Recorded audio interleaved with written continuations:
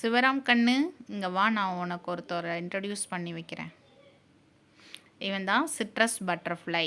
என்னுடைய scientific name என்னென்னா பப்பிலியோ டெமோலியஸ். இது கேட்டர்பில்லர் மாதிரியே தெரியுதா?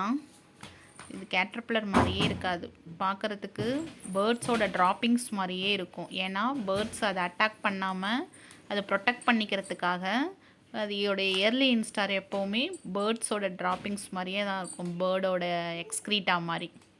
இயர்லி இன்ஸ்டாரில் தான் இந்த கலரில் இருக்கும். இந்த மாதிரி லேட்டஸ்ட் ஸ்டேஜ்லலாம் ஒரு மாதிரி க்ரீன் கலரில் குழு குழுன்னு இருக்கும். சப்போஸ் அது லேட்டர் ஸ்டேஜில் க்ரீன் கலரில் இருக்கும் போது பேர்ட்ஸ் அட்டாக் பண்ண வந்துருச்சுன்னா அதனுடைய தொராசிக் ரீஜியன்லேருந்து 2 ஹேர் லைக் ஸ்ட்ரக்சரை பாம்பு நாக்கு நீட்டுற போல் நீட்டி பயமுறுத்தும்.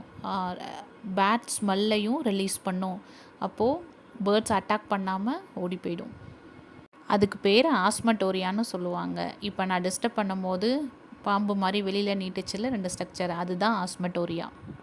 மற்ற சமயத்துலலாம் அது டிஸ்டர்ப் பண்ணாமல் இருக்கும் போது, அப்புறம் பேர்ட்ஸ் அட்டாக் பண்ணாமல் இருக்கும் போதெல்லாம் அது உள்ளுக்குள்ளே தான் இருக்கும்.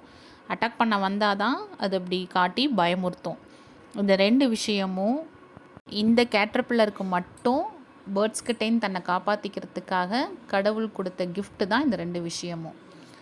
ஃபைனலாக இந்த பட்டர்ஃப்ளையாக மாறி இப்படி தான் இருக்கும், அழகாக இருக்கும். இது சிட்ரஸ் பிளான்ட் மட்டும் இல்லை, கரி லீஃப் பிளான்ட்டையும் சாப்பிடும். இதுதான் இந்த பட்டர்ஃப்ளையோடைய லைஃப் சைக்கிள்.